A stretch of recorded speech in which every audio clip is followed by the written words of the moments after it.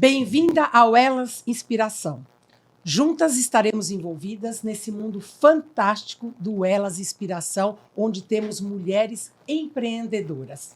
Eu, Yara Landucci, juntamente com Maristela Marques, estamos aqui nesse projeto e nesse grande desafio para trazer histórias verdadeiras e reais. Estamos também aqui com uma convidada muito especial hoje.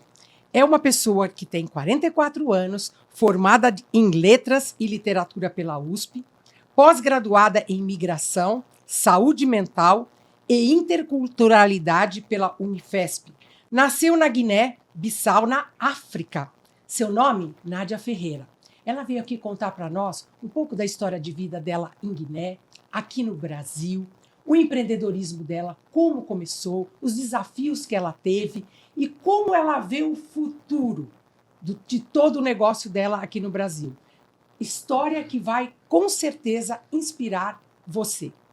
Mas antes de a gente falar um pouquinho sobre a Nádia Ferreira, eu queria falar um pouquinho do Elas, o Elas Inspiração. Na verdade, a palavra Elas, ela está alicerçada num acróstico. O que é isso, acróstico? Acrósticos são as letras iniciais do Elas. O E de empreendedorismo, o L de liberdade, uma liberdade criativa, o A de autenticidade e o S de superação. É exatamente esses valores que fizeram acontecer e fazem acontecer o Elas Inspiração. Pois é, Yara, e o nosso propósito aqui no Elas Inspiração é trazer histórias de mulheres que são protagonistas das suas histórias. Histórias de vida pessoal, superação, autenticidade, liberdade criativa, empreendedorismo, superação. Tudo isso para inspirar você aí. Por isso, para você ficar por dentro das nossas histórias, siga aqui no nosso canal do YouTube, também no Instagram, no Elas Inspiração Oficial. E você hoje que está aqui assistindo esse programa inédito, comente, curte, compartilhe. Bom, para começar então, hoje aqui, essa entrevista maravilhosa. Seja muito bem-vinda, Nádia. É um prazer ter você aqui com a gente. Eu sei que você tem uma história incrível que vai inspirar aqui hoje muitas mulheres. E para começar, nós gostaríamos que você falasse um pouquinho de você. Quem é a Nádia? Da onde a Nádia veio? Conta aí para nós, Nádia. Oi, obrigada, Yara, obrigada, Maristela. É difícil. Eu acho que é difícil a gente falar da gente, da nossa história. Você nasceu em Guiné? Sim, eu nasci na Guiné e nasci na capital, na Guiné-Bissau, nasci em Bissau, e depois fui morar, passei a minha infância toda em Tombali, no sul do país, com a minha avó e meu avô. Eu cresci lá com meus primos, minha avó e meu avô. Eu era o xodó do meu avô, era aquela que ninguém podia chamar atenção, ninguém podia beliscar. A preferida? A preferida e a mais nova das meninas também. Éramos em 13 netos, então tinha esse privilégio. E a minha avó era aquela mulher, né? Aquela mulher que tomava conta de tudo e de todos. Era difícil ver doente ou que tivesse problema. A gente só sabia que tinha problema, eu percebi depois de ficar um pouco maior, quando ela falava que estava com enxaqueca e amarrava um lenço na cabeça. Aí todos já sabiam. Ou o dinheiro está acabando, o alimento está acabando, alguma coisa está faltando. Mas eu costumo dizer que é a melhor fase da minha vida.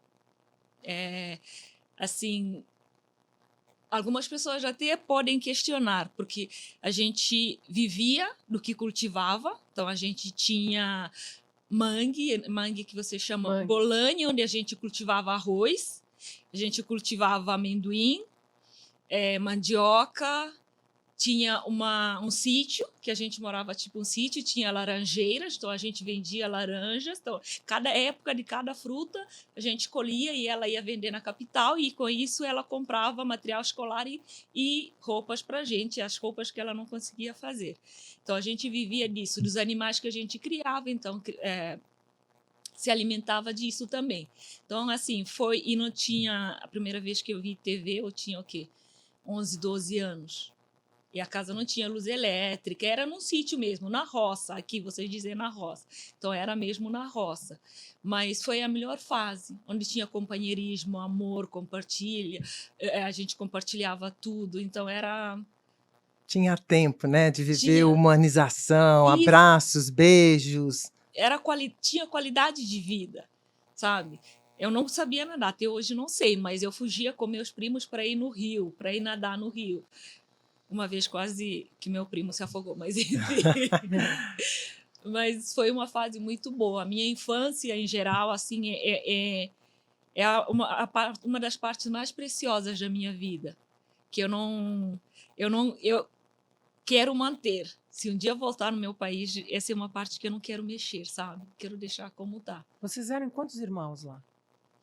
Eu e a minha irmã. Então, que a minha avó teve 12 filhos, 8 vivos, e eram filhos, né, filhos de cada filho. Então, era eu e a minha irmã, mais velha, éramos filhos do meu pai, que era o quarto filho dela. Aí tinha mais outros primos de outros filhos da minha avó.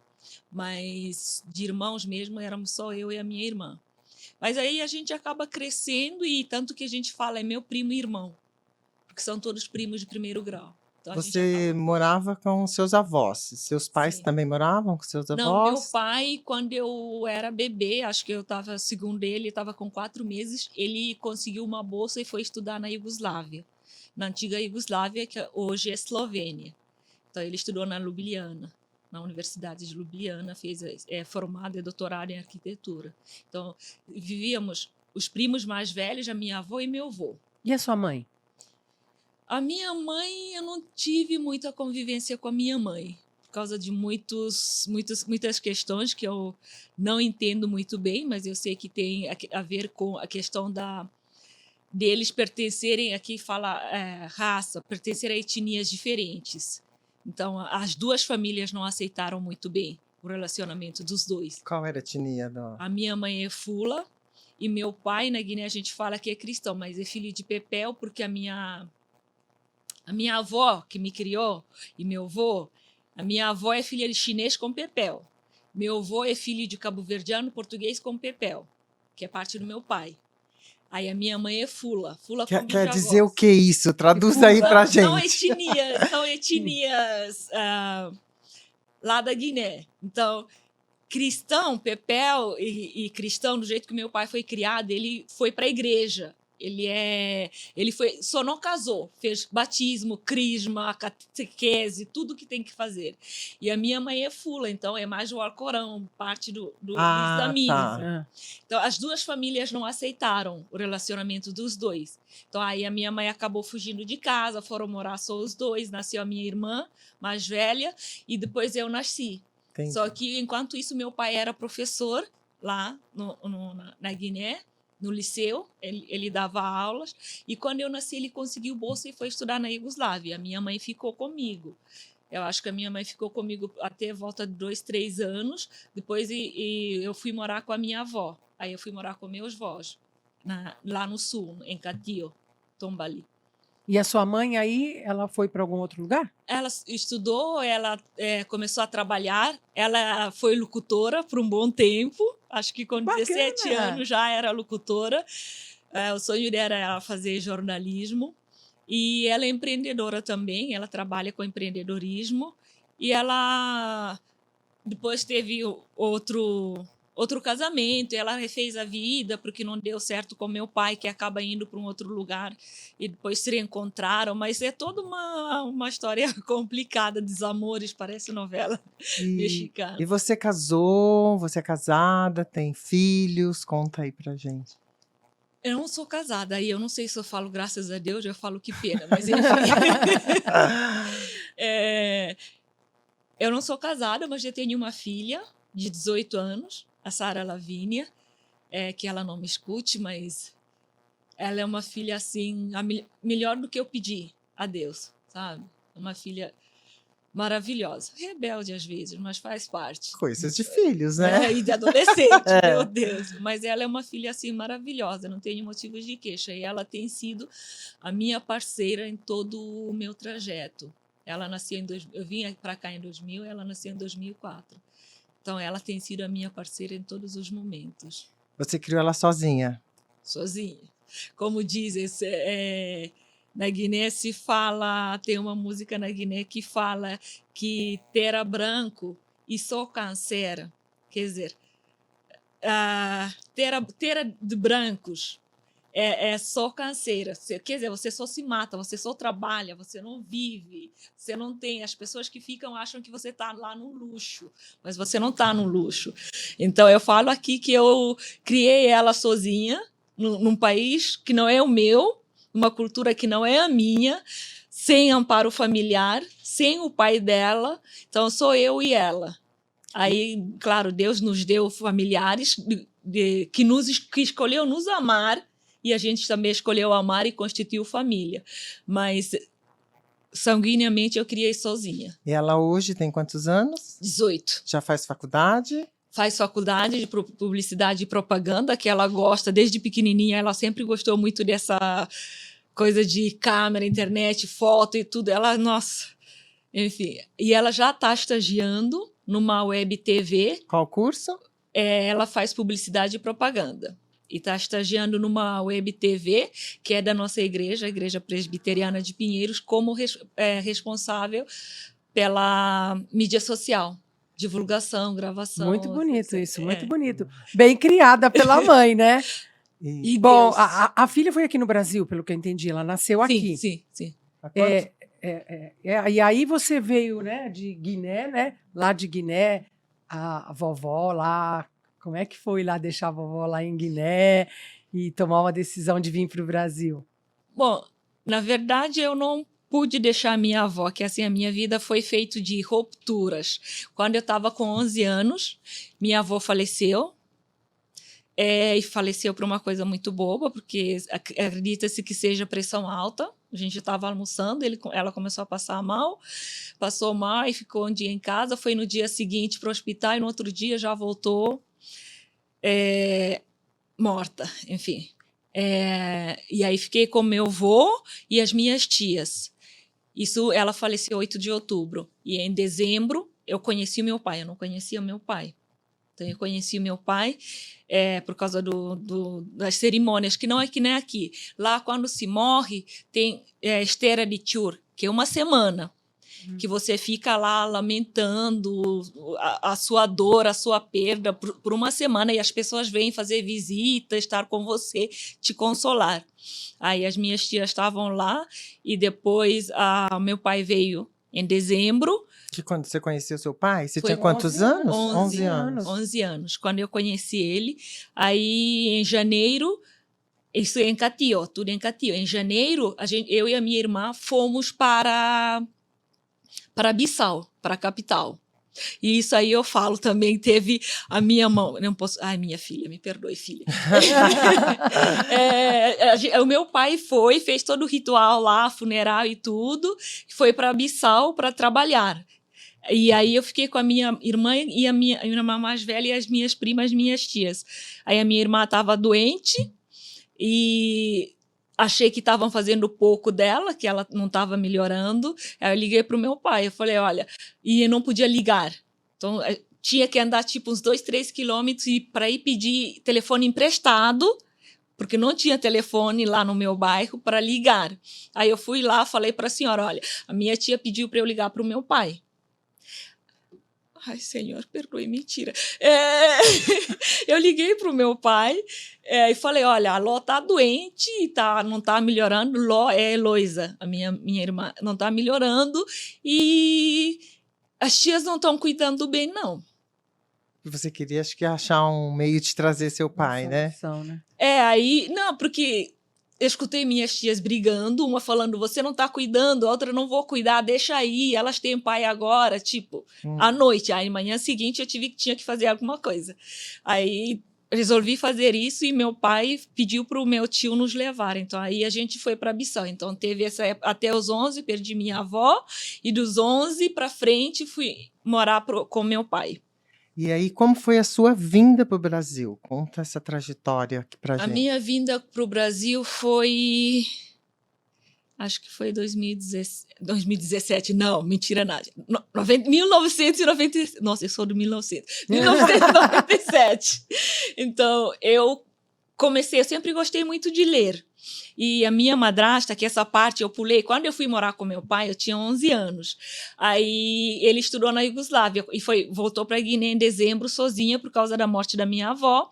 E em maio ele viajou em missão de serviço e trouxe a minha madrasta e meu irmão mais novo, que ele constituiu família lá. Ele se casou lá, constituiu família e levou para Guiné. Aí dos 11 eu fui morar, eu saí de um lugar que eu vivia, tudo natural, tudo compartilhado, para um lugar onde era tudo individualizado. Porque a minha madrasta é europeia, iugoslava, então era todo um sistema diferente. Eu fui morar com eles e eu gostava muito, eu via a minha madrasta lendo muito. Então eu ganhei gosto por vê-la ler. Se ganhei inspirou gosto pela nela. leitura. E aí ela me levava para o Centro Cultural Portuguesa e para o Centro Cultural Brasileiro, para comprar livros. Aí me apaixonei pela literatura brasileira.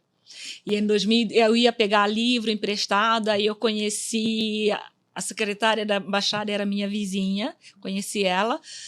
E ela tinha uma filha, que a gente se trata como irmãs até hoje, e abriram vagas para vir para intercâmbio cultural, que é um programa de estudos, é um convênio cultural Brasil-Guiné, quer dizer, outros países também, mas Guiné em particular, nesse caso, que trazia alunos para cá para estudar.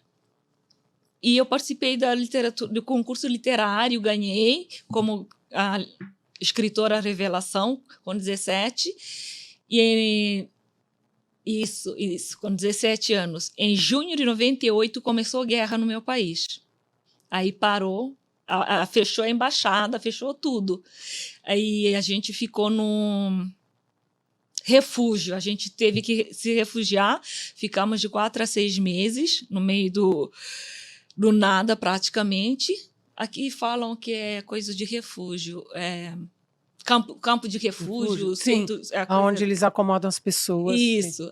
Para no meio da guerra você ficar... Isso. Aí em 2000 teve cessar-fogo depois, em 99, e em 2000, final de 99, a Embaixada do Brasil abriu vaga para o convênio. Então, aí eu fui, me inscrevi, fiz a prova de seleção, que é uma prova que a gente faz, eles mandam para Itamaraty, a Itamaraty corrige e manda o resultado para a Guiné. Aí as pessoas que passaram são concedidos bolsas. Aí a família tem que assinar a responsabilidade que vai manter, que vai mandar uma mesada X por mês para que a gente possa ficar aqui. E assim, nossa, muito obrigada por você perguntar sobre isso, Maristela, porque é uma coisa que muitas pessoas não entendem. Muitas pessoas acham que estudantes convênios, principalmente de países africanos, vêm aqui tirar a vaga do brasileiro. Mas esses convênios culturais, todos os países do mundo têm um número de vaga que é reservado para esse tipo de convênio. As pessoas vão para Portugal para estudar, os portugueses vêm para cá para estudar, o pessoal vai para a Guiné estudar, pesquisar, os guinenses vêm para cá também. Então, assim, se tiver 100 vagas vai ser dos brasileiros. Aí vão abrir 101, 102 vagas para poder adicionar os estrangeiros, os imigrantes que vêm. Então, é assim que funciona. A gente não ocupa espaço, a gente tenta ampliar o espaço. A nossa presença aqui. Eu vi nesse programa, convênio Brasil-Guiné-Bissau, que é o convênio PEC-PEC-G, que é programa Deixa eu te perguntar uma coisa. Interessante essa tua história de... Você foi incentivada pela leitura, começou na leitura. Por que o Brasil? Teve alguma razão de você escolher o Brasil? Teu pai te incentivou nisso? O que foi Brasil que apontou ali? Eu já gostava do Brasil. Quer dizer, eu acho que todo guineense, pelo menos africano de CPLP, ama o Brasil, de países de comunidade de língua portuguesa. Na verdade, a primeira escolha era para ir para Portugal. Mas ficou aquela coisa, conseguiu o documento, não conseguiu, vai, não vai, vai, não vai. E o meu pai não estava querendo que eu saísse de lá.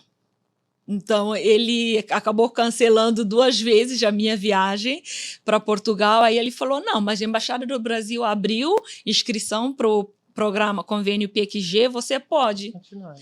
Aí eu fui, me inscrevi e passei. Aí ele falou, não, vai para o Brasil. Brasil tem muitos negros. Como ele estudou na Europa de Leste, ele sabe o que é racismo. Então, ele falou, não, o Brasil tem muitos negros, você não vai sofrer racismo, não vai não sei o quê.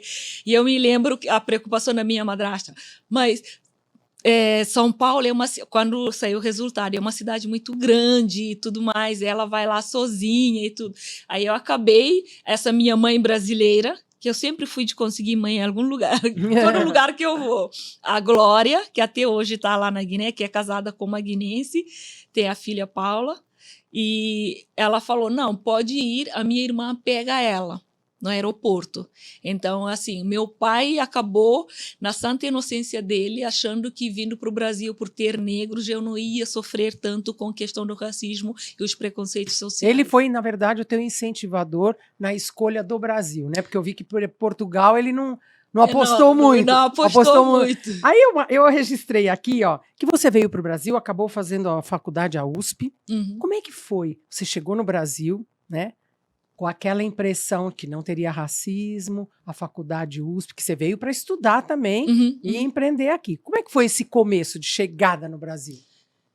Olha, até hoje me lembro quando cheguei, estava tudo escuro, então pararam, eu entrei, fui Você ficar. veio sozinha? Vim Não, sozinha. Sozinha. Vim sozinha. A irmã, a Graça, a irmã da Glória, me pegou no aeroporto junto com a Paula, me levaram para casa da amiga do meu pai, que ia me receber aqui para me mostrar a faculdade.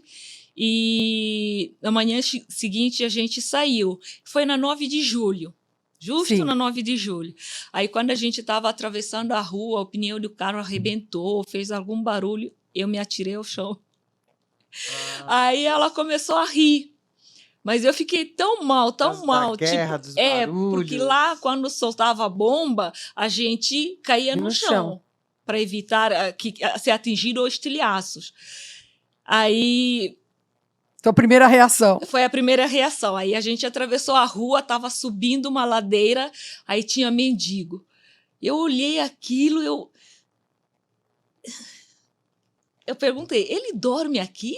Ele fica aqui? Ela falou, sim, ele é morador de rua. Mas como morador de rua? Rua é de todos. Como uma pessoa...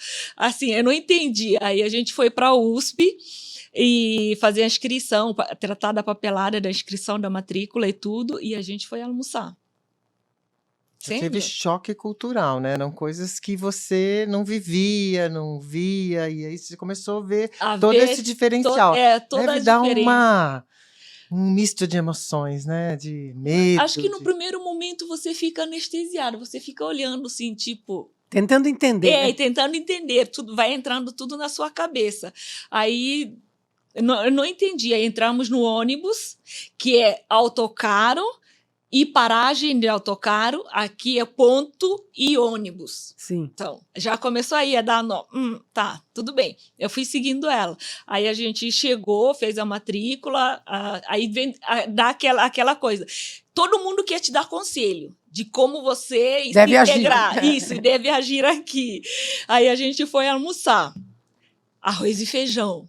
E alguma coisa. Eu falei, devem estar. Se hoje fizeram feijoada. Aí a gente foi jantar arroz e feijão. Eu falei, mas por que tem arroz, feijão, carne, sabe? Por que sempre tem feijão? Eu falei, não, porque aqui é arroz, feijão e mistura. Meu Deus do céu, eu não conseguia comer feijão. Mas, assim, em termos de paladar, eu aprendi a comer bastante verduras e legumes. Aprendi que couve refogada é muito bom. Creme de espinafre. Aí qualquer pessoa foi gostar. Enfim, mas, assim, o mais diferente para mim foram essas coisas, sabe? E o impacto, por exemplo, você chegando aqui no Brasil, a USP é uma cidade, né? A USP é uma cidade, só a USP é uma cidade. Quando você entrou na USP, qual foi o teu primeiro pensamento? Aonde eu estou? Gente, é vergonhoso, mas eu tenho que falar. Eu me perdi durante uma semana. Vergonhoso nada, né? Não consegui assistir a aula, porque o ônibus me deixava, era atravessar a rua, passar, seguir reto uns 200 metros, subir escadas, subir e entrar na sala. O ônibus me deixava em todos os lugares. Assim, gente, pensa, no meu país funciona mais táxi. Aí táxi coloca 4 pessoas no carro, eu vou descer na feira tal, chega lá, para, você Deixa desce. no local exato. Aí os outros seguem. Como é que eu chego? Eu entrei no ônibus, entrou na USP, logo no primeiro ponto, abriu a porta e as pessoas estavam descendo. Tá descendo, é para descer. Desci, era a Faculdade de Educação. Meu ponto era 2 pontos depois. Aí falaram, eu falei, como é que eu chego lá? Me indicaram, eu fui parar no HU. Quem conhece a USP sabe que entrada, portão 1 é aqui, Sim. HU é lá do Sim. outro lado da cidade. Até conseguir chegar para ter aula. Como dizia me o outro, perdi. aprendeu na raça, né? Aprendi 3 semanas, aí eu entrei. Superando. Quando eu acertei as salas, acertei 2, errei 2. Então, eu fiz matéria de terceiro ano, 2 matérias de terceiro ano no primeiro ano e 2 de primeiro ano só. Aí deixei 2 de primeiro. Então, assim, era muito grande. Era demais para mim, eu não conseguia me achar. Aí começou aquela coisa, você faz a USP? Eu faço a USP. Mas a USP, aí que eu tive noção do peso da USP. Afinal, a USP não é qualquer faculdade. Sim. Então, é a USP. Então, aprendi o peso da USP, que é uma faculdade, uma das principais. A importância. Né? A importância, que é uma das principais do Brasil, e o peso que tem e tudo. Então, aí eu comecei na época teve muita greve, nesses anos 2000 e 2001, a USP fez muita greve. Então, fez com que a minha adaptação fosse mais difícil, sabe? Porque eu estudava uma semana, tinha greve. Ficava um mês parado. 1 mês, 2 meses, aí voltava. Aí depois, e eu não conseguia assimilar. Até hoje tenho essa dificuldade de ler um texto em português brasileiro e em português de Portugal. Então, em português de Portugal, consigo assimilar mais fácil, mais rápido do que em português brasileiro, mesmo estando aqui já há bastante tempo. Deixa eu te falar um dado interessante que eu peguei sobre você. Em 2016, você falou num portal de notícias, vou ler exatamente o que você falou, hein? Lá, eu era uma menina como qualquer outra. Fui no Brasil que a questão da raça despertou em mim. Descobri isso na pele. Mas foi bom, porque isso só me fortaleceu. Palavras suas. Falei, Então, quando eu cheguei no Brasil, como eu falei, eu era só uma menina. Eu era Nádia, como qualquer outra jovem que veio estudar. Com o passar dos dias, aí eu fui percebendo que eu não era uma jovem como qualquer outra que veio para estudar. Eu era uma jovem mulher negra, que não é boa coisa aqui no Brasil, e ainda estava sozinha, e por cima, pelo preconceito com que as pessoas olham o continente africano, eu era africana. Então, o desafio foi muito grande. Teve situações que você chega, a pessoa está aqui, vê uma mochila, você senta, a pessoa chega, senta, vira, olha para você, pega e muda de lugar. Todo mundo formava grupo de trabalho, que trabalha em grupo, menos você. Você nunca tinha grupo, porque ninguém te chamava para participar dos grupos. E as provas... não era a consciência da interculturalidade, preconceitos linguísticos e tudo, não era tão trabalhado como agora. O professor corrigia a minha prova e me tirava ponto, porque eu colocava facto, não fato. Tipo, aqui falam de fato. Você em Portugal, na Guiné, a gente fala de facto. Então, assim, isso tirava ponto. Colocava uma palavra que era diferente, ele riscava, ele tirava, mesmo sabendo que era aluna convênio. Então, foi muito difícil. E eu comecei a lidar com essa questão do preconceito racial. E depois começaram, viemos em um grupo grande, enfiar cartas, tipo, voltam para o seu país, vocês pegaram nossas vagas, não tem vaga nem para brasileiro, vai ter para vocês. Enfiavam debaixo da nossa porta, no apartamento, lá no CRUSP, na moradia da USP. E várias outras falas que falam mesmo, mas vocês estão fazendo aqui, o que é aqui? Ou então, vocês são todos endinheirados e vêm aqui e ainda tiram nossa vaga. Por quê? Que é a diferença cultural. Para nós, você ir para a escola, não atualmente, mas mais naquela época, ir de short, de bermuda, de havaiana e camiseta é um desrespeito muito grande. É uma diferença muito grande. Você tem que ir arrumado. Você vai para a escola. Não é qualquer lugar. Você tem que ir bem trajado. Sim. E aqui, ver as pessoas lá, principalmente morando na USP, a pessoa acorda, passa água na cara, chacoalha o cabelo, já pega a mochila e vai com chinelo. Se bobear, vai de pijama. Isso. E vai esfregando, limpando o olho pelo caminho. Você fala, meu... E o professor falando, a pessoa, não é isso, você sabe nada, professor. Como fala assim com o professor, sabe? Então, foi uma diversidade muito grande. E a questão racial foi o que mais pegou.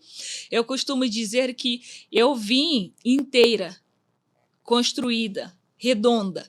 E aqui eu fui sendo desconstruída, porque eu comecei a ficar insegura quanto à minha identidade.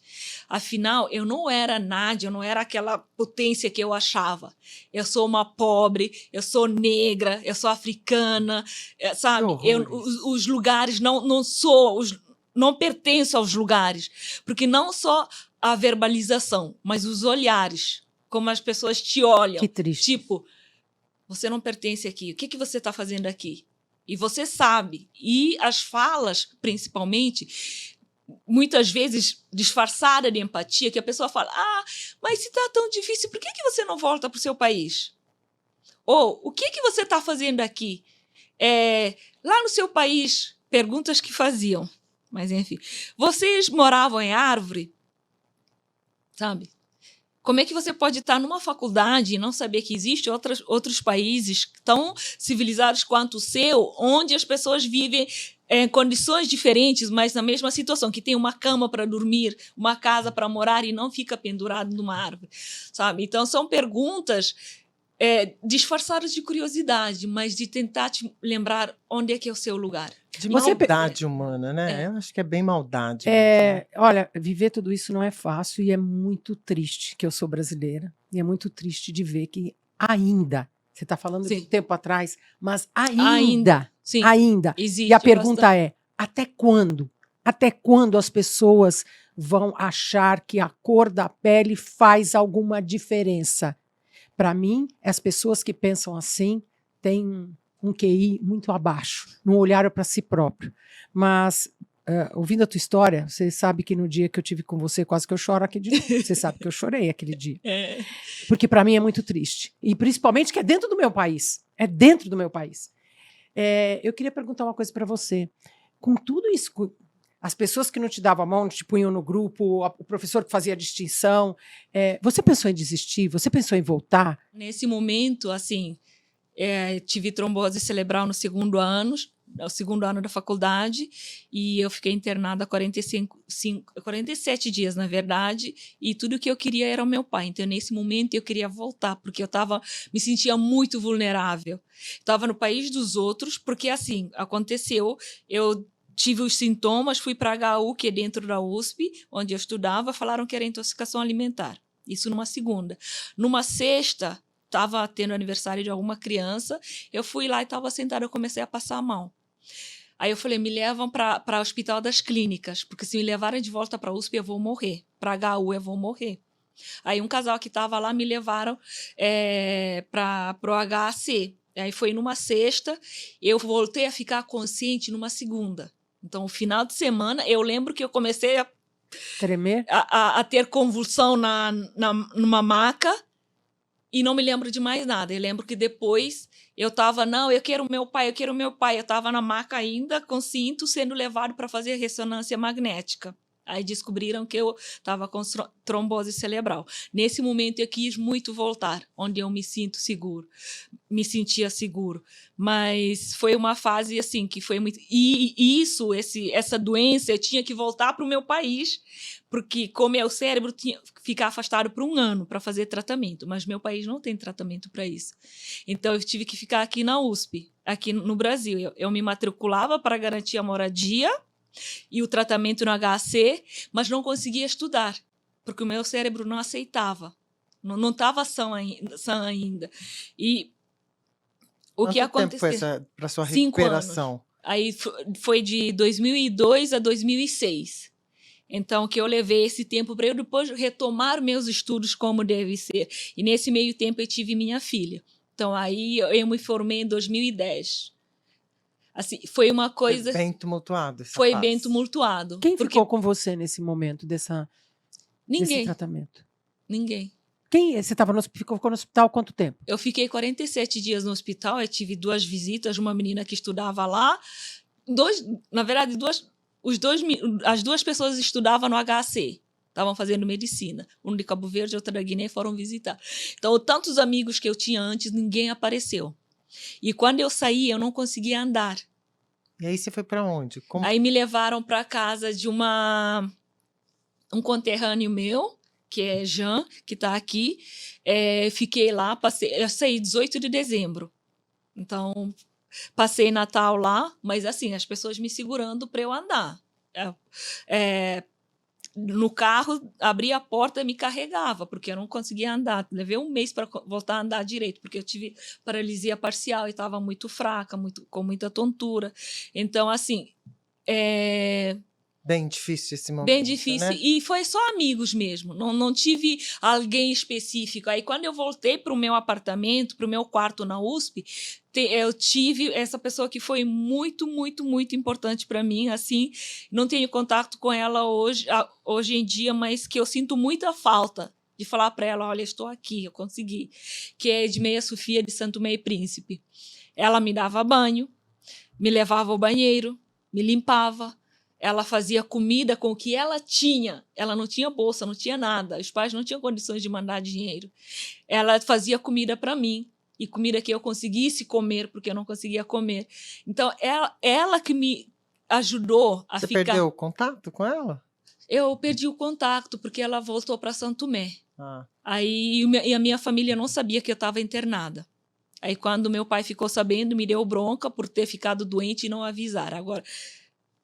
inconsciente, como é que você avisa? E telefone não é que nem agora, você pega e manda WhatsApp. Sim. Naquela época é mais difícil. Mas que bom, você superou bastante coisas, né? Graças a Deus. Aí eu conheci a Deus. Foi nessa fase que eu conheci a Deus. Mas veja só, é uma história de superação tua, que começa lá de menina, né?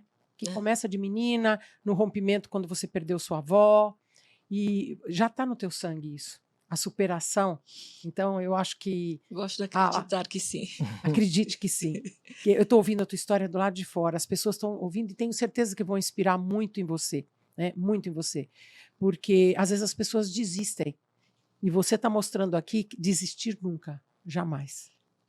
Desistir, como a gente conversou, eu tenho um problema com desistir que é uma coisa meio complicada para mim.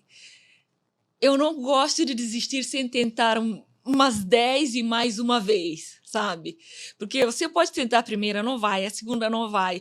Sabe? Não, desisto, não tem jeito. Não, tem jeito. Você não sabe qual é o jeito, você não está achando nesse momento, você não está vendo. Mas a Maristela pode ver, outra pessoa pode ver, eu posso ver. Sempre tem uma saída.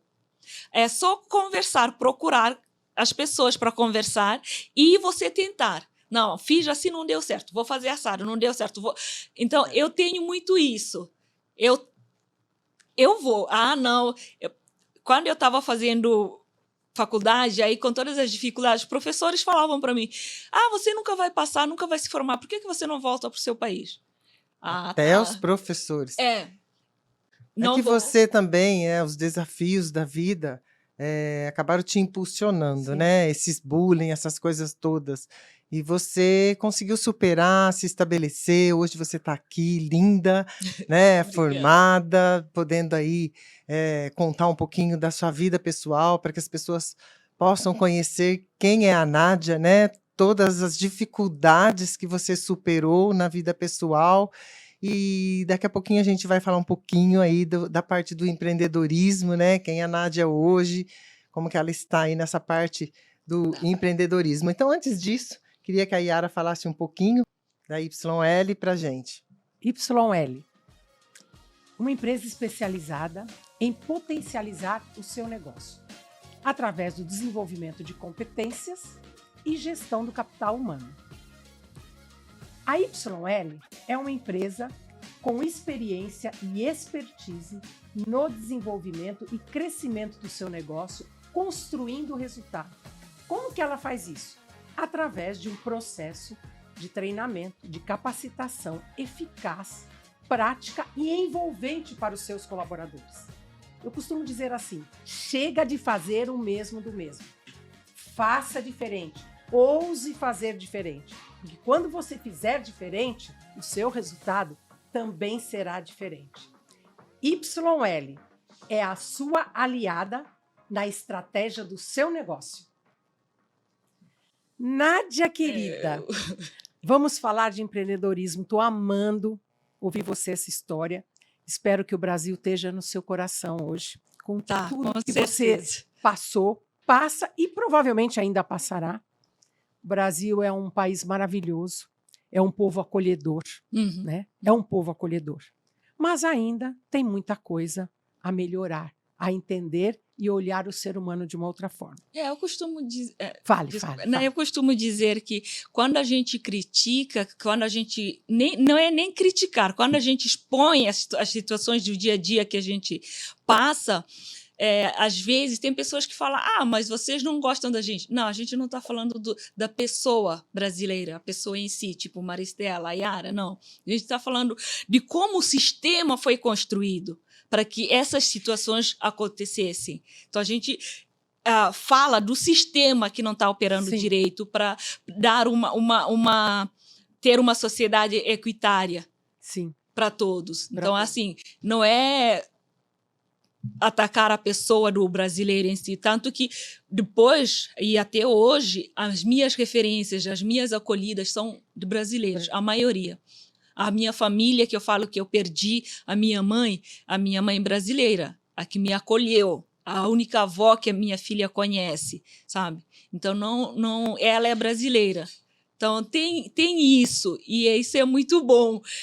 Eu gosto, e outra coisa que eu gosto no brasileiro, que você entra no ônibus, senta ou está no ponto de ônibus, olha para a pessoa olha para você, vocês começam a conversar, já são amigos de infância. Isso é bom. Então, assim, isso é muito bom.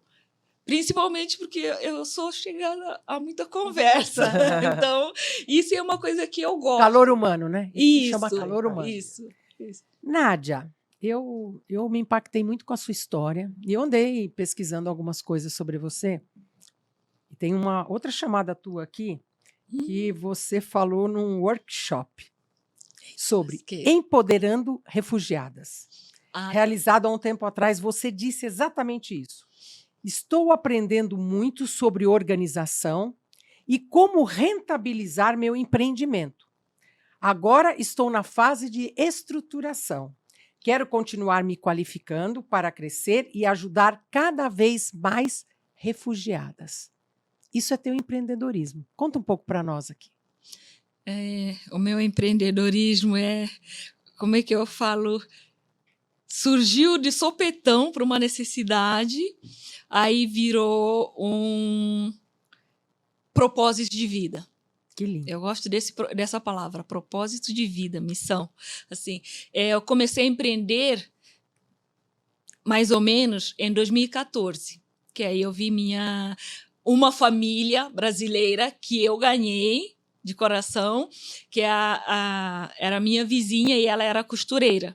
Aí eu comecei a levar as coisas. Ela tem 4 filhos e um marido. Ela costura, sabe?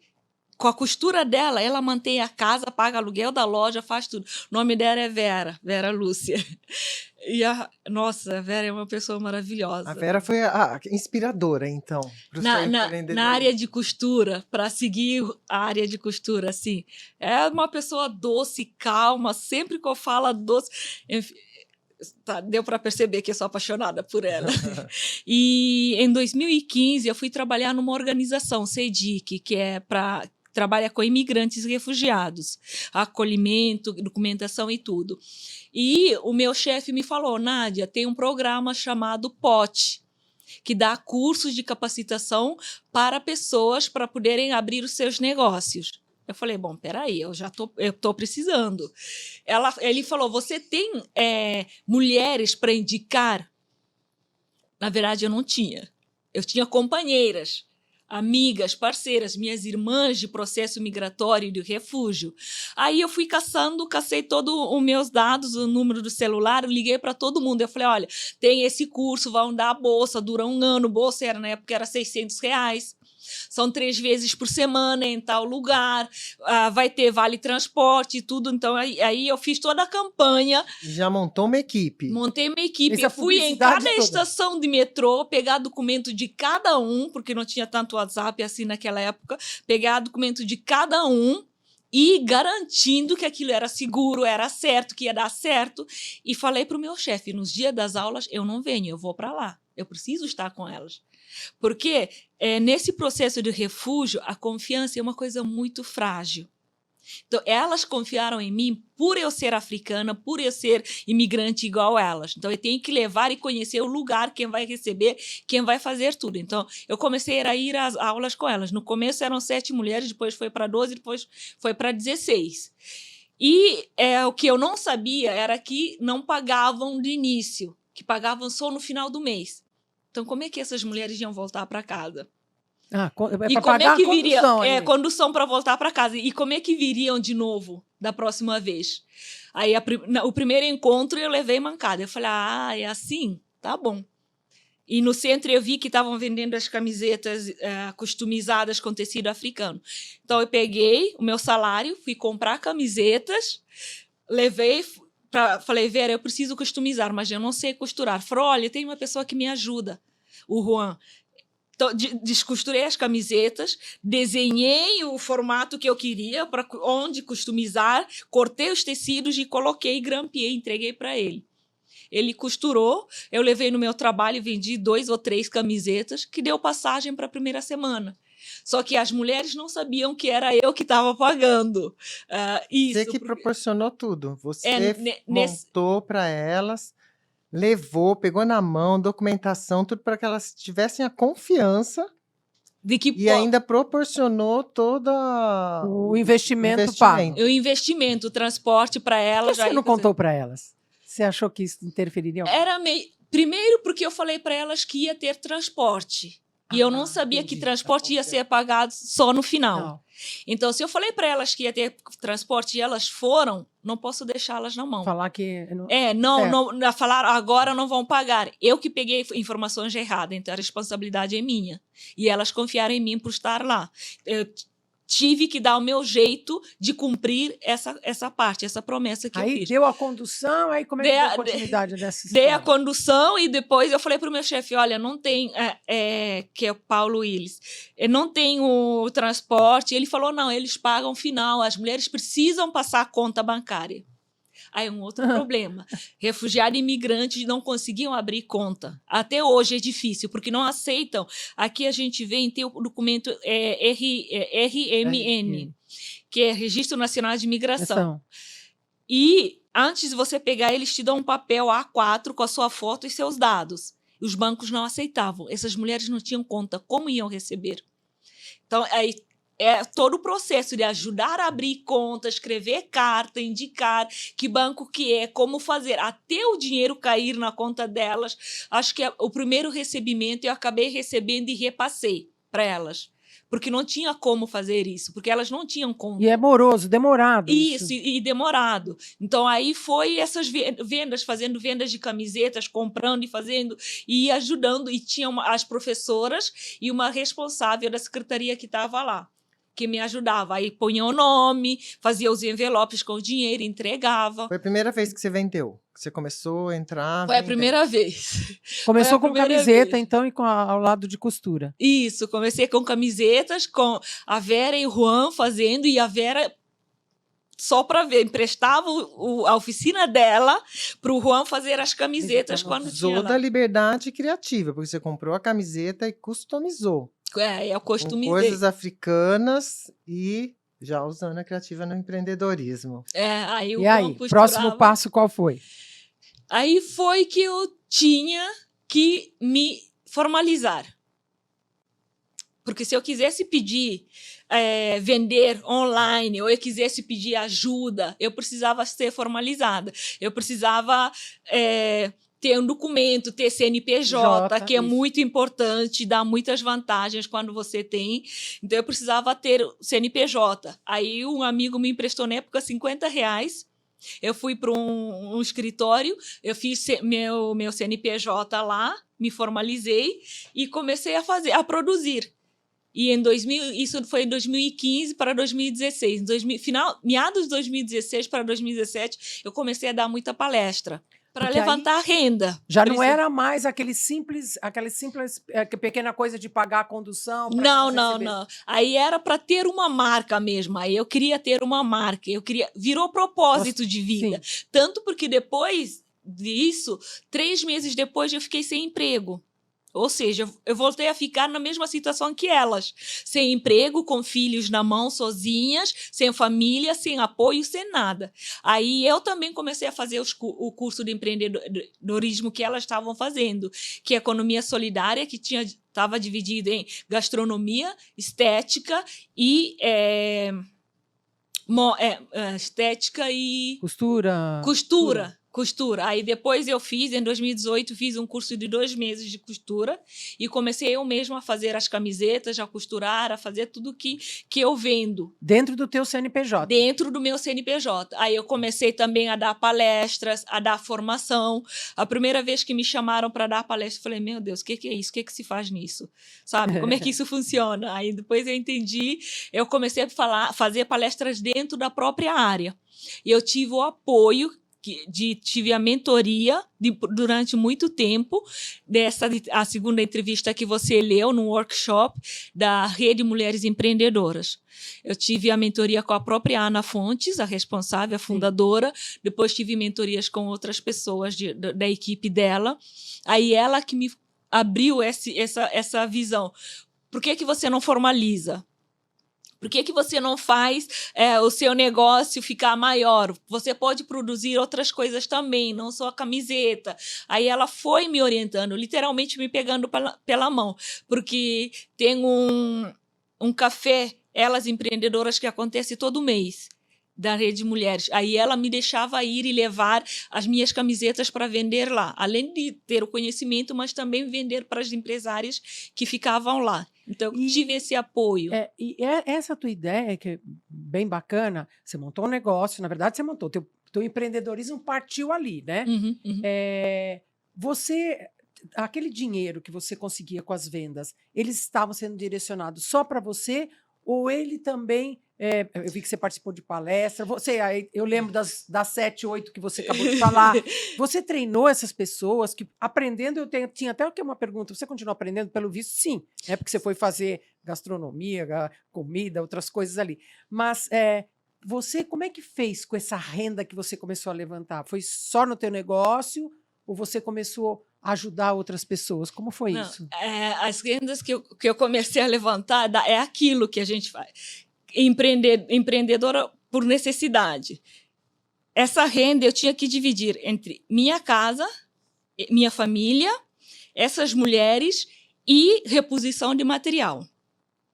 Então, em 2017, aí eu dei uma de voluntariosa, eu comecei um projeto com o Colégio Santa Cruz, que era dar rosto aos refugiados em São Paulo, refugiados adolescentes em São Paulo. Aí um outro desafio.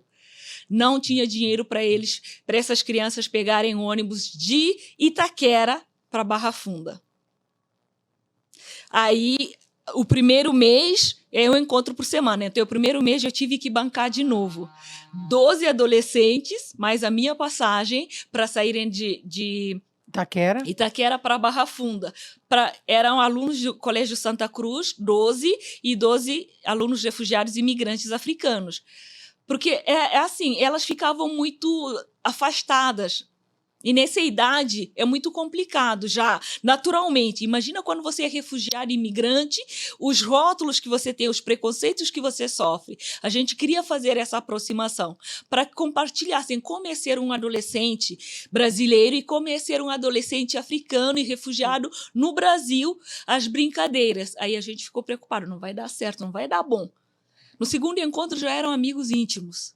A gente é que ficou por fora. Assim, foi um projeto que durou o semestre todo, 6 meses, na verdade 9, porque depois a gente fez o final do projeto. Então, eu tive essa necessidade de novo. Porque, como eu falo, pouca... desgraça pouca... É bobagem. É bobagem. Então, além de acompanhar as mulheres, porque o curso durou de dezembro de 2015 a dezembro de 2017, com as mulheres. Aí eu coloquei os filhos no meio. Conclusão, você me lasquei. Salva vidas de todo mundo.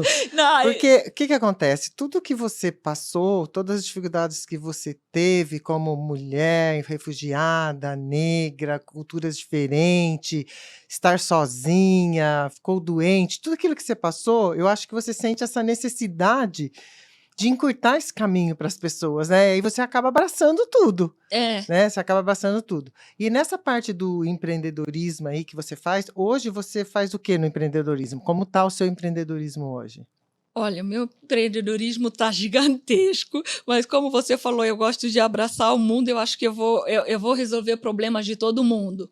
Mas o que mais fez com que o meu negócio fosse para frente foi pensar na minha filha. Tudo que eu passei com ela, as situações que eu passei, enfim, a gente saiu da USP como oficial de justiça, nos colocando para fora, depois a gente foi morar com uma pessoa, e a gente passou a situação de ficar com roupa do corpo para fora também, e ela estava com problema de coração, com 4, 5 anos, já ela tinha problemas de coração, tudo sozinha. Tem que fazer os exames, tem que correr. E as situações que ela começou a passar na escola por ser filha de imigrante, por ser uma menina negra e tudo mais, foram fazer com que eu comecei a pensar, eu não quero outra criança passando pelo que a minha filha passou. Porque eu sei como dói. E como você superou? Como você superou isso? Com uma filha pequena, você estava sem moradia, e aí você estava sem emprego também? Não, eu já tinha o CNPJ quando sua filha nasceu? Não. CNPJ eu tive em 2014. A minha filha nasceu em 2004, 10 anos depois que eu tive CNPJ. Voltamos no tempo, um pouco aqui. Aí eu tive...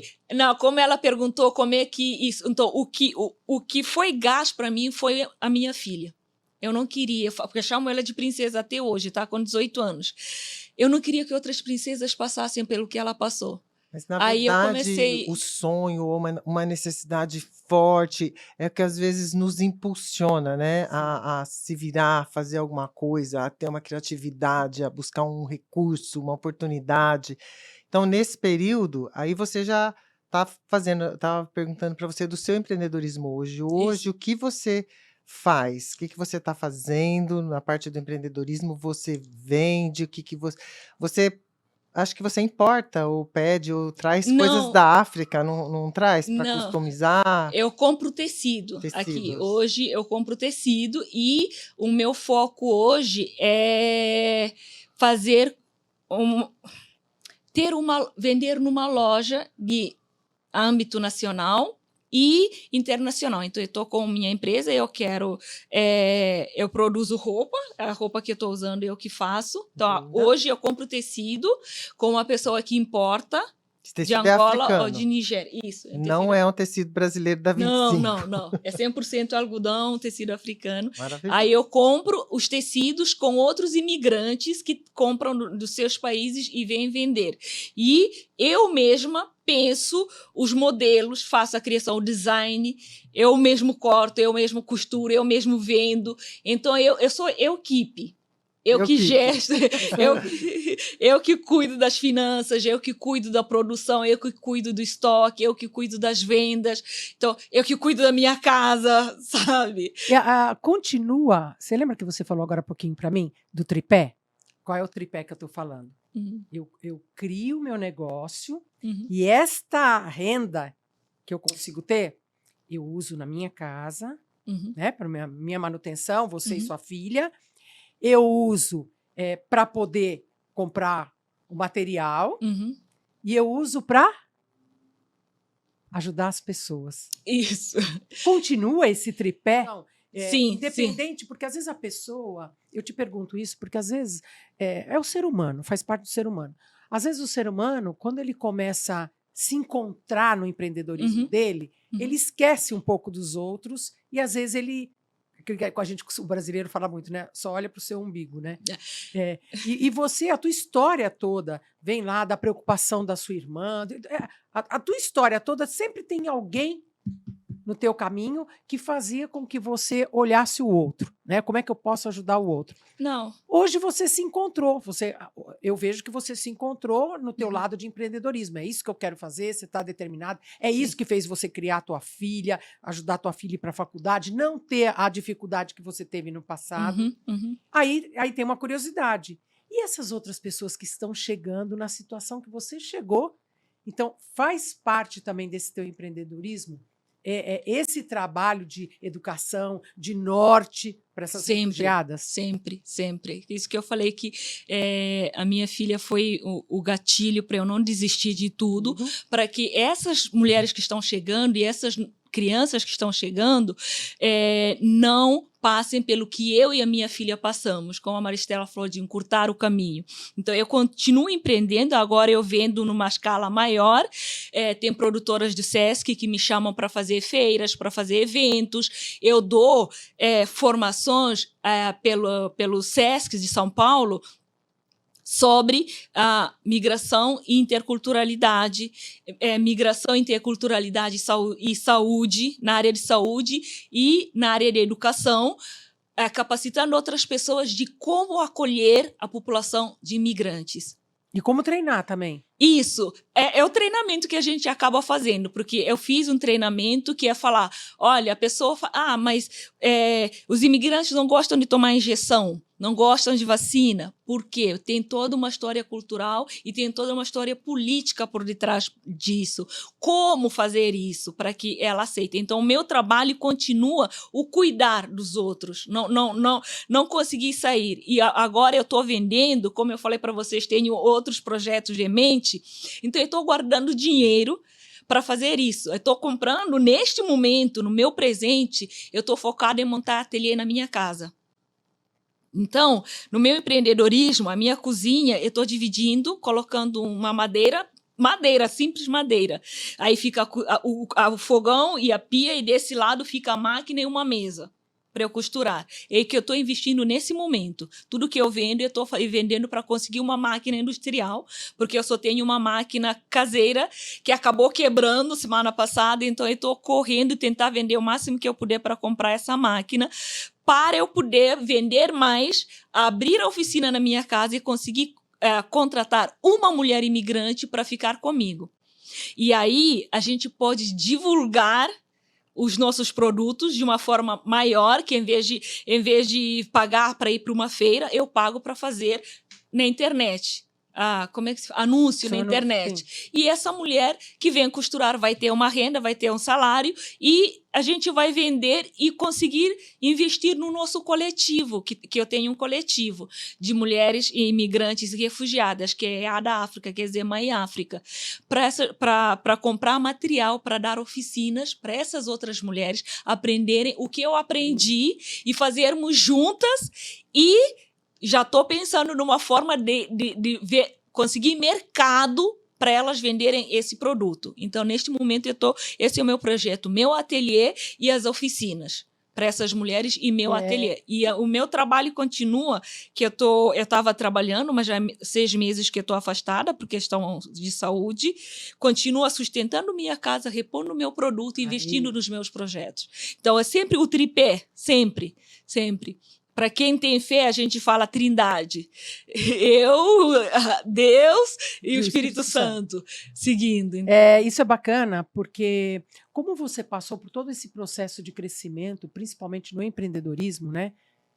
Você vê que começou pequenininho, né? Vou fazer as camisetas para pagar uma condução. Começou de uma coisa básica, né? Uhum. Você tem essa fonte forte, não para dizer, ó, fulano fez, ciclano fez, não, eu fiz. E isso você mostra para essas refugiadas que hoje você está ajudando que é possível.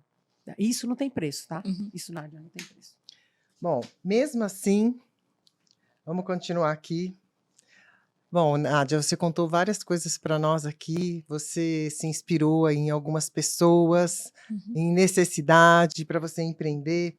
Tem aqui uma palavrinha que nós gostaríamos de saber o significado. Qual o significado na prática de Animagá, mulher guerreira no idioma Balantã? É isso? Balanta. Balanta, você fundou uma ONG Iada África. Uhum. Como e quando surgiu essa ideia? Você pode contar isso aí para nós? Um pouquinho? Na verdade, a Ninmagá surgiu antes da Iada África. Porque como eu comecei com essas mulheres, não tinha como ajudar. Então, a Ninmagá quer dizer mulher valente na língua balanta, que é uma das etnias do meu país. Porque como eu cresci no sul, é um lugar que tem predominantemente a etnia balanta.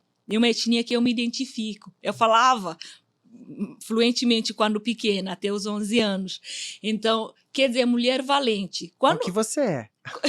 Obrigada. Quando você fala mulher valente, você coloca guerreira, corajosa, que vai além do medo. Então, a valentia tem vários sinônimos: bondade, generosidade, sabe? Tudo isso, integridade, tudo vem dentro da valentia.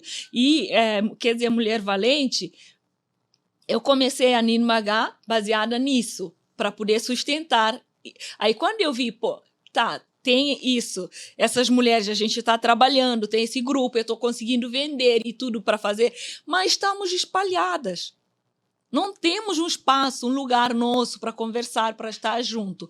Aí veio a ideia da Iada África, quer dizer, Mãe África, porque a maioria das mulheres, 99,999%, são mães solteiras, mães que estão sozinhas. Não, são mães e solteiras, ou estão sem os seus companheiros aqui. Então, nós somos essas mães. Viemos de uma mãe, que eu falo, se concordar que a humanidade começou no continente africano, então somos todos da mesma mãe. Todos. Tanto que o nosso projeto, a gente não desenvolve só com africanas, mas também tem brasileiras.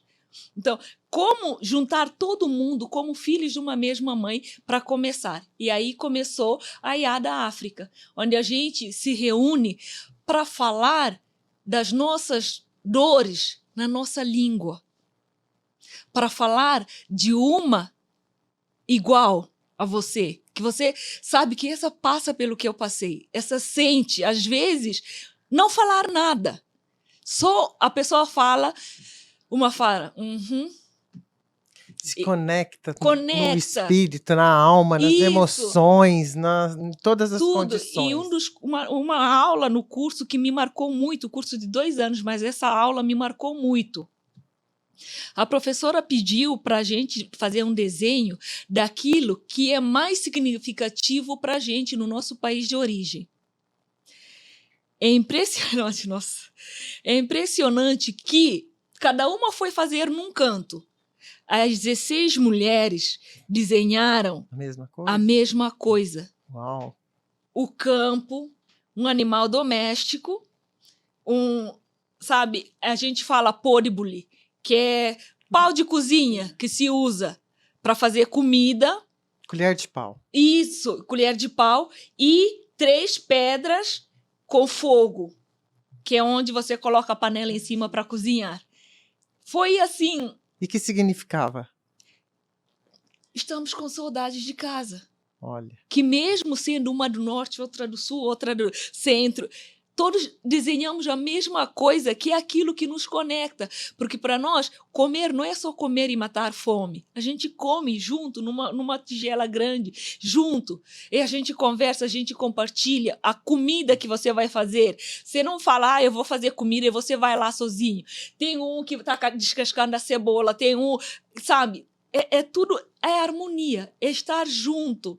Então, a IA da África veio para fazer isso, para juntar os filhos que estão dispersos por aí, no mesmo lugar, para a gente poder se sentir, principalmente, e chorar junto, e rir junto, e se aconselhar, porque quem chegou antes fala, olha, a quem chegou agora, eu não sei onde colocar meu filho para estudar, não sei como levar no médico, ele está com isso, eu não sei como tratar, não tenho aquela erva, aquela folha que eu usava de chá no meu país. Aqui no Brasil, como é que é?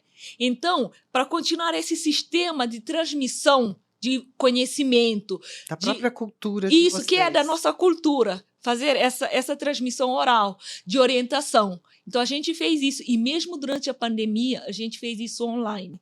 Cada uma falando chá, tipo de chá. Ah, minha mãe falou para eu fazer chá disso e disso, a menina do Congo. Ah, minha mãe falou para eu usar chá de folha de mamão, folha de eucalipto e tudo por causa do Covid, que eu tive Covid. Aí outra, não, minha mãe falou para fazer isso. Assim, falei com a minha tia. Então, a gente... E a da África é isso, é esse compartilhar, estar em harmonia juntas. Então, a Ninmagá criou a IA da África. Embora o coletivo, o agrupar das mulheres surgiu por causa do curso, a Ninmagá precisava sustentar, apoiar essas mulheres. E aí criar uma rede, um coletivo onde a gente pudesse estar junto. Quanta coisa você fez. Quantas coisas vieram através de você. Quantas inspirações, né, Nádia? Apesar de tudo, quantas superações. Né? Essa conexão é muito linda, porque, de uma certa forma, vocês trazem o país de vocês para cá. Para cá, a gente Né? traz. E eu acredito que nesse momento, seja lá online ou presencial, vocês se transportam como se vocês estivessem exatamente lá. No Né? mesmo lugar. Deve acontecer isso, né? A emoção, a linguagem, o que fazer. Muito te leva ali. maravilhoso. Muito Muito legal, maravilhoso. parabéns. Muitas mulheres falam, principalmente durante a pandemia, a gente se encontrava toda quarta. Aí falavam, eu não vejo a hora de quarta-feira chegar. Porque quarta-feira eu consigo conversar, eu estou sozinha, estou isolada, não tenho com quem conversar. Quarta-feira eu tenho vocês, minhas irmãs. Sente-se em casa, né? Isso. E no final de acolhida. cada encontro, a gente falava, quem vai cantar hoje? Aí algumas começavam a cantar. Na língua de vocês. Na língua de cada uma do seu país, começava a cantar e cantava música que a pessoa abria a boca, começava a música, aí começava todo mundo. Era como se vocês voltassem lá, né? E a gente ficava... No tempo. E agora, nós temos aqui um recadinho do nosso patrocinador, Yara. Sim, Maristela. Quando nós pensamos no Elas Inspiração, a nossa maior preocupação foi a marca. E aí, depois de muito pesquisar, nós encontramos a VW Brand, uma agência preocupada e especializada em construir marcas, né? Em reconstruir marcas também. E, por um outro lado, foi a agência que nos abraçou, entendeu o nosso propósito, o que nós queríamos com Elas Inspiração, e desse minuto para frente nos deixou de uma forma confiável de seguir com eles. Eles entenderam o nosso projeto, investiram no nosso projeto e a gente já consegue ver as mudanças e as transformações que estão causando dentro do Elas Inspiração. Eu tenho aqui registrado 3 pontos importantíssimos que eu e Yara considero como alicerces da VW Brand. Vanguarda, fantástica, transformação, era isso que nós queríamos. E a excelência, né, para poder trazer para os nossos ouvintes aquilo de melhor que a Elas Inspiração pode trazer. Por isso, nós aqui, não só eu, como Maristela também, endossamos a VW Brand, uma empresa especializada nesse segmento e que tem, dentro da sua essência, a vontade de te ajudar a construir a sua marca de forma sustentável, criativa e lucrativa. fale com a VW Brand. Você vai ver e se surpreender com tudo que nós já estamos nos surpreendendo. Maravilha, isso mesmo. Nádia, nós sabemos que o empreendedorismo, ele traz ajuda, dignidade e renda para a família. E você tem feito isso, representado isso muito bem. Pois né, é. Yara? Muito bem, não. Super bem, né? Porque tudo que você faz, que você envolve pessoas, acaba sendo um trabalho em escala. Eu falo em escala, né? O ajudar pessoas é o que faz a diferença. Se todo mundo pensasse um pouquinho, né? Eu vou ajudar, eu vou contribuir com o pouco que eu tenho, com o pouco que eu sei com as pessoas, você estaria num mundo, o mundo que eu falo o mundo dos sonhos, né? O mundo do País das Maravilhas. Mas falando nisso de sustentação, de que forma você enxerga a construção de uma sociedade que a gente possa dizer, essa é uma sociedade que está caminhando para ser saudável? Essa é uma pergunta que requer um pouco mais de introspecção, mas uma sociedade mais saudável, para mim, é uma sociedade que tenha como valores principais a integridade, a generosidade, a solidariedade, porque não tem como a gente ter uma sociedade onde as pessoas se sentem parte, que acho que a questão é essa, uma sociedade onde todos se sentem parte, onde todos têm o sentimento de pertencimento. E para desenvolver o sentimento de pertencimento precisa ter a igualdade, e não só a igualdade, a equidade social. E a equidade vem desde eliminar a desigualdade social, seja ela financeira, seja ela, como é que eu vou dizer, de classe social, não importa. De faixa etária. De faixa etária. Então, assim, uma sociedade saudável precisa lutar para garantir os direitos das pessoas. O direito humano, o mínimo, garantir o direito humano das pessoas, sabe?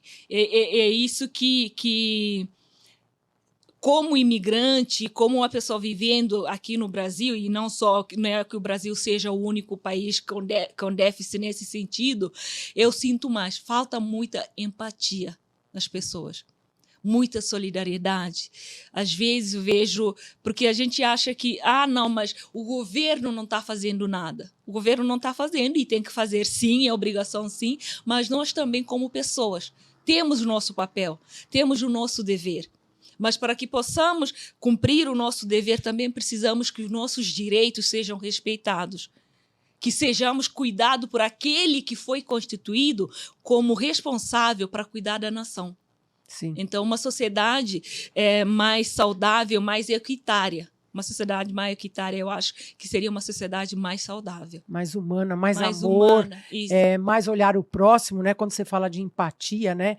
É você olhar um pouco no lugar do outro, né? Isso. No lugar do outro. E isso faz com que tudo seja mais fácil de ser resolvido, mais fácil de ser entendido e mais respeitado. Porque o que está... Um exemplo, porque a pessoa fala, mas o que é empatia? Que é colocar-se no lugar dos outros. Os projetos que eu tenho participado é isso. Quando eu dou formação para 40, 50 professores, eu estou trabalhando para que esses professores possam ver de uma forma como eu vejo, mas dentro da realidade deles, entendendo e repensando o fazer ao atender um imigrante ou refugiado ou apátrida que tiver na sua frente. Eu estou ajudando ele a se capacitar para poder acolher melhor. Então, isso é uma contribuição. Esse projeto Elas Inspiração. Elas Inspiração é um projeto que luta pela uma sociedade mais saudável, onde as mulheres, as pessoas que estão começando e estão com dificuldade, estão sentindo, porque empreender é sempre isso, altos e baixos. Onde, quando um empreendedor estiver no baixo, que a gente sempre está. Na montanha-russa, né? Na montanha-russa, quando está no baixo, olhar isso, conhecer essas histórias de falar, não, elas perseveraram, elas de inspiração, elas perseveraram e conseguiram, eu também vou, eu também posso conseguir. Então, assim, é isso que eu chamo, não é só o fazer concretamente, mas o fazer indiretamente também. Capacitar, dar oficinas, dar curso, ajudar as pessoas, sentir a dor das pessoas, dar a mão. E a gente pode dar a mão de várias formas para construir pessoas mais saudáveis emocionalmente, principalmente, para que elas possam seguir andando com suas próprias pernas. Isso é real, né? Quando você estende a mão para o outro, e você, durante o nosso bate-papo aqui, você falou uma coisa importante, né? O não desistir é tentar uma, é duas, é três, é quatro. Que não é na primeira vez que às vezes vai dar certo. Poderá até dar ótimo, né? Isso. Mas e mostrar esse sentimento. Esse é o nosso propósito. Né? A tua história vai inspirar pessoas, vai ver que você não tentou uma, nem duas, nem três, nem quatro. E vai continuar tentando e vai continuar caindo. É a famosa montanha-russa que nós acabamos de falar. Eu queria saber uma coisa agora de você, já que nós estamos falando de futuro, né? O que, por exemplo, você planeja ainda fazer que você ainda não fez? Ai, meu Deus do céu. Não me escuta. Espera aí que eu vou anotar. Vou anotar aqui. Não me escuta vem uma tá lista. quieto. Aproveita vem e uma fala. lista. Que vem bom, uma que lista. bom. Primeiro, terminar o meu ateliê, que eu estou tentando montar em minha casa. Então, conseguir essa máquina industrial, conseguir organizar o espaço do ateliê, contratar uma pessoa para ajudar e começar a vender na Magazine Luiza e no Amazon, para fazer vendas internacionais. Olha que você já fez aqui uma solicitação, hein? Espero que a Luísa Trajano esteja vendo aí. Aí, tô fazendo isso. Por que eu preciso dessas duas plataformas, que são uma internacional, uma de abrangência nacional? Além de Magazine Luiza dar essa facilidade para empreendedor vender e até montar a plataforma de feira, vende em todo o estado. Não é só para o estado de São Paulo, vende para o país, é uma escala nacional. Então, contratando uma pessoa, eu consigo produzir mais. Produzindo mais, dentro dessas duas plataformas, vou vender. O produto não vai ficar estocado. Então, esse é um dos principais focos, que é o foco número 1. O foco número 2 é começar a fazer oficinas de gastronomia, mas oficinas com duas frentes. Não só ensinando as mulheres capacitando, ensinando algum ofício para que elas possam gerar rendas para elas mesmas, mas também delas, através dessas oficinas, elas terem renda. Então, o projeto ainda está em andamento, não posso falar nem quem já se disponibilizou, já temos um lugar concedido para o projeto acontecer, só falta a pessoa aqui colocar tudo no papel bonitinho, fazer o orçamento, que é a parte mais difícil, que eu tenho dificuldade, para que o projeto possa começar. E um outro projeto é trazer essas mulheres, não fazer elas de inspiração, que eu não vou conseguir fazer igual vocês fazem, mas dar um espaço onde elas possam falar, sabe? Do que é ser uma mulher empreendedora, imigrante nesse país. Mas trazer, eu falo no sentido, não colocar nas redes sociais um espaço de acolhida, de uma reunião mensal, onde elas podem conversar e onde vai ter pessoas de vários serviços que elas precisam, presentes, para acolher. Serviço social, psicóloga, assim, para estar nesse momento. E é um momento não só que vai ter só mulheres imigrantes, mas também mulheres brasileiras. Sim. Porque eu posso estar com uma dor que eu não sei resolver. Uma dor social, alguma coisa que eu não sei resolver. E a mulher brasileira que está lá já sabe o caminho das pedras. E a gente pode trocar. Então, um espaço uma de troca. Uma mentoria, né? Aí no caso, de troca. Seria mais uma roda de conversa. É uma conexão de vida. Eu vou dar É. esse nome. Não é uma conexão de negócios, Isso. mas é uma conexão de vida. Né? Isso. São experiências vividas, como você superou, como você passou, com filhos, com escola, com trabalho, com dinheiro, com casa, com família. Aí vem um monte de coisa. Então, e lógico, pode ter até Experiências ali o trocadas, né? empreendedorismo também, Isso, né? isso. Então, é mais uma conexão de vida. Que Uhum. aí você está falando das imigrantes, mas a gente sabe que tem muitas mulheres brasileiras Sim, sim. vivem uma Situações- série é. de dificuldades Nossa. que talvez sejam dificuldades similares que você passou. E na Entende? Ela não maioria- é uma refugiada. Na maioria das vezes são, porque quando você vê a classe social que está mais nessa situação são as mulheres negras periféricas ou as mulheres pobres. E pobreza, sendo pobre, você pode ser de qualquer cor, você é pobre. Então, isso é uma coisa muito importante, estar nesse lugar para conversar. E sem contar que, como você falou, conexão de vida. Uma das coisas que eu tive muita dificuldade foram as primeiras cenas de racismo que a minha filha sofreu e trouxe para mim. Eu não sabia como lidar, porque eu não sofri isso na minha infância. Eu não sofri na minha adolescência, eu sofri na minha vida adulta. Então, como adulta, o comportar, o reagir é outro. Como ensinar uma criança a reagir a isso? Eu não sabia. Novo para você. Agora, se tivesse alguma mulher brasileira, ou que seja negra no sentido, que tenha passado por isso na infância, que tem filho passando por isso, ela podia falar, Nádia, é assim, assim, assim, assim.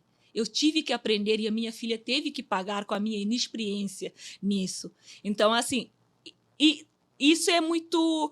Esse espaço é para você se sentir, mas é um lugar de confiança também. Então, quem vai estar lá sabe que eu vou estar, a pessoa vai abrir a sua alma para mim. E é um acolhimento, né? É um acolhimento. Por isso que é a conexão de vida. Maravilha, maravilha tudo isso, né? A gente poderia ter um mundo melhor, não? Se todo mundo pensasse assim, se todo mundo tivesse esse amor, esse coração aberto. Vamos esperar que sim, né, Maristela? Tudo isso. Eu acho que tudo é possível. Com certeza. Não podemos desistir, por isso que estamos aqui, para fazer a diferença, né? Para levar aí uma voz diferente, né? Um sonho, um objetivo e tudo mais. Nádia, agora me fala aqui. Qual o legado que você quer deixar para essa humanidade? Você falou aqui muitas coisas já, né? Mas fala alguma coisa assim que você gostaria de deixar gravado aqui. O que eu gostaria de deixar, o recado que eu gostaria de deixar para as pessoas é que olhar o ser humano em primeiro lugar. Muitas vezes me perguntam, Nádia, qual você acha a melhor forma de acolher um imigrante, ou um refugiado, ou um apátrida? É pensar que você está lidando com um ser humano. Então, olhar o ser, saber que esse tem sentimentos, tem valores, se colocar no lugar do outro, saber que essa dor que a pessoa está sentindo, sabe? Eu não sei como colocar em palavras, mas saber que o outro está precisando. E muitas vezes a gente pode fazer, mas não faz. Só porque, não é comigo, não conheço, estou nem aí, sabe? Não. Ajudar. Se as pessoas se ajudassem mais, se as pessoas fossem mais humanas uma com a outra, eu acho que esse é um legado que eu quero deixar e, principalmente, não desista dos seus sonhos. Esse é um legado que... Ser persistente, perseverante em tudo e não desistir do sonho. Se hoje eu estou falando que eu quero abrir o ateliê na minha casa, é porque eu fiquei várias vezes, 6 meses, sem vender uma peça, sem ter que vender, parar o empreendedorismo, ir para o emprego, voltar para estar onde eu estou hoje. Então, olhar o ser humano, tratar com respeito, com dignidade, com amor e não desistir dos seus sonhos. Que chega um momento que você pode viver os seus sonhos. Sei que nem todos os momentos da vida você pode ou poderá viver os seus sonhos, mas persevere. Vai chegar um momento da vida que você vai poder viver o seu sonho. Maravilhoso. Uau! Uma bela de uma mensagem que tem tudo a ver com o que a gente... quer passar aqui no Elas Inspiração, né?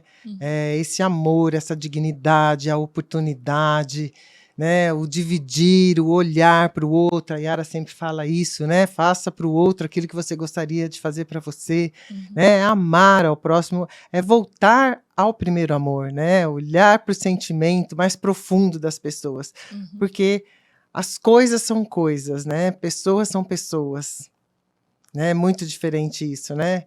E eu queria aproveitar, agradecer tudo que você falou, tudo que você compartilhou aqui com a gente. Foram coisas assim novas para muitas pessoas, né? Que não tinham noção de muitas coisas importantes, chocantes, tocantes para todos nós, que eu acho que vai passar a fazer diferença em muitas coisas, né? Em olhar o outro.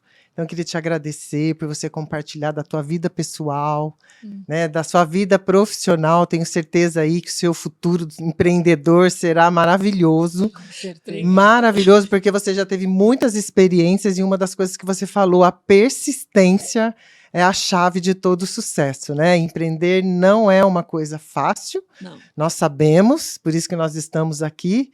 Não é um caminho para se caminhar sozinho, né? Nós precisamos sempre ter pessoas nos inspirando, ajudando, dando oportunidade, dando a mão, incentivando. Eu também quero agradecer, Nádia. E eu falo muito isso, né? A mulher guerreira. Eu vou falar uma palavra que não sei se você está acostumado com ela.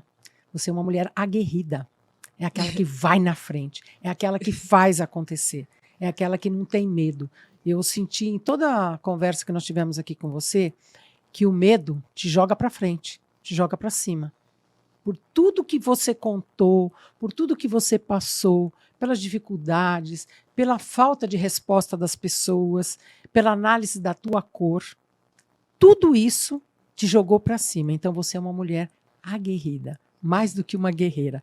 Parabéns, nós estamos muito, muito felizes, muito obrigada. Eu tenho certeza que o Elas Inspiração, com a tua presença aqui, vai inspirar outras pessoas, mostrando que é possível, por maior que seja a dificuldade familiar, sozinha, né? Então, tanta coisa linda que você contou aqui para nós, e aí a gente quer que você nunca esqueça da gente, porque nós nunca vamos esquecer de você. Então, a gente quer que você leve o presente para você do Elas Inspiração, para você falar para sua mãe lá em Guiné, que está chegando aqui, ó. Obrigada. Com todo o nosso carinho para você. Obrigada. Espero que você continue sendo essa luz, né, para as pessoas, e que essa luz seja multiplicada, né, que outras pessoas sejam várias Nádias, né, várias Nádias. Que esse é o legado que você está deixando. Muito obrigada, Nádia. Nádia, obrigada. Eu queria... Nós estamos indo ao fim do nosso programa. Você quer falar alguma coisa ainda? Pode falar. Sim, eu queria só falar que... Yara, você falou que eu vou sem medo. Na verdade, eu vou com muito medo. Mas você é maior que o medo. Eu vou com muito medo. E uma coisa que é muito importante, que eu queria que as pessoas registrassem, eu vou com medo, eu vou com insegurança, mas eu vou. Isso aí. Então, eu tô com medo, vou com medo mesmo. Eu gosto dessa frase. Tá com medo, vai com medo mesmo. Eu vou com muito medo. Tem dias que é difícil até sair da cama. Você pensa, eu tenho que costurar, eu tenho que comer para entregar filho, para levar para a escola, um monte de coisa. O que eu vou fazer? Eu não tenho ninguém que me apoie. Você é sua motivação. E você tem pessoas à sua volta, como eu falei, a Vera, ela acorda e só aí vai trabalhar. Então, ela é minha inspiração, sabe? A minha avó foi minha inspiração. Então, eu tenho as minhas elas, que foram as minhas inspirações e são minhas inspirações até hoje. Então, desmotivada, com medo, com dor, vai. Você precisa...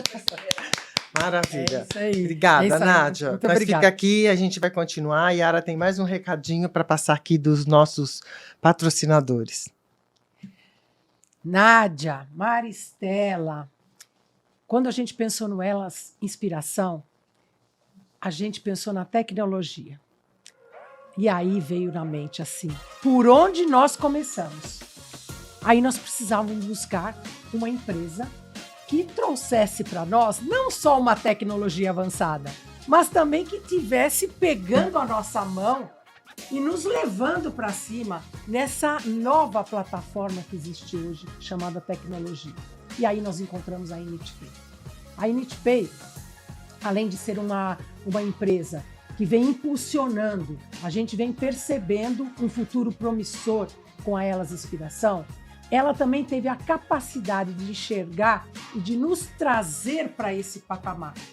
Quando a gente fala em tecnologia, a gente busca algo que seja ágil, prático e lucrativo. E também que as pessoas que estão vendo entendam lá do outro lado. Principalmente a agilidade e a rapidez e a tecnologia avançada fez com que eu e a Maristela e a nossa Elas Inspiração abraçasse a InitPay.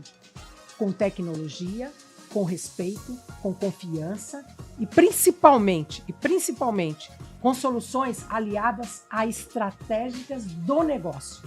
Por isso, InitPay é a tecnologia avançada nas tuas mãos. Bom, finalizando aqui agora, Yara, você tem mais um recadinho para passar aqui para a gente. Nossa, Maristela, baseado aqui em tudo que a Nádia falou,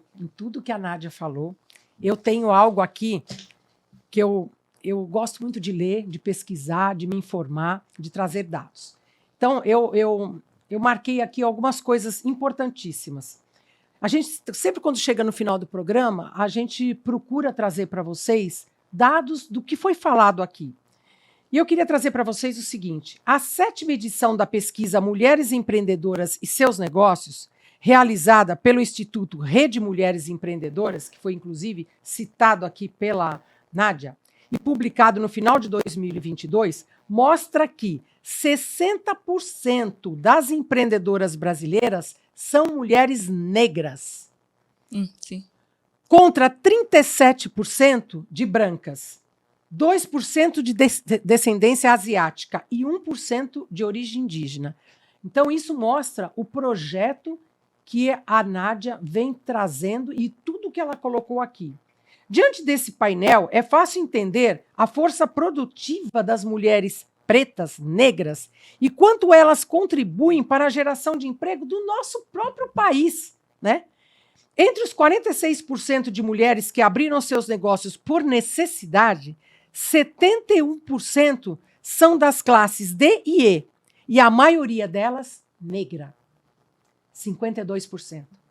O IBGE revela que no segundo trimestre de 2022, as mulheres negras aparecem à frente dos pequenos negócios. Cerca de 82% delas empregam entre 1 e 5 pessoas, números citados aqui hoje. Entre os homens brancos, o percentual é de 69% nesse tamanho de empresa. A realidade enfrentada por elas, pelas mulheres negras no dia a dia, entretanto, impõe uma rotina de desrespeito e desconfiança. É isso que precisa mudar. É esse recado que a Nádia deixou aqui e que nós, eu e Maristela, da Elas Inspiração, queremos deixar. Põe a mão no coração, reflita, olhe o ser humano com dignidade. Elas Inspiração existe para dar voz às mulheres que querem e fazem acontecer. Não importa a raça, a idade, a cor, a religião, não importa nada, ou o sexo dela, não importa. Importa que ela quer fazer acontecer. E esse espaço, Elas Inspiração, foi feito para dar vozes a essas mulheres inspiradoras. É esse o meu grande recado de hoje para vocês. Bom, lembrando então que o empreendedorismo ele é uma empreitada baseada na liberdade criativa, na persistência, na superação, na autenticidade, e é um caminho longo, mas é um caminho muito promissor e muito satisfatório, né? E lucrativo também, né? Faz nós nos construirmos coisas que talvez não construíssemos se não tivéssemos esse sonho, essa garra, essa liberdade para criar, para construir, para crescer, para ter o mais, né? O sucesso, ele é um processo contínuo, né? Contínuo. Hoje a gente tem sucesso, amanhã não, mas depois de amanhã a gente volta a ter sucesso. O importante é acreditar e sonhar. E você, do Elas Inspiração, não está sozinha, tá? Por isso nós estamos aqui, seguimos juntas com as nossas histórias inspiradoras, autênticas, né? Histórias que vêm aí para contribuir com o seu sonho, com as suas realizações, com as suas superações. Nós vamos ter mais histórias, né, daqui uns dias.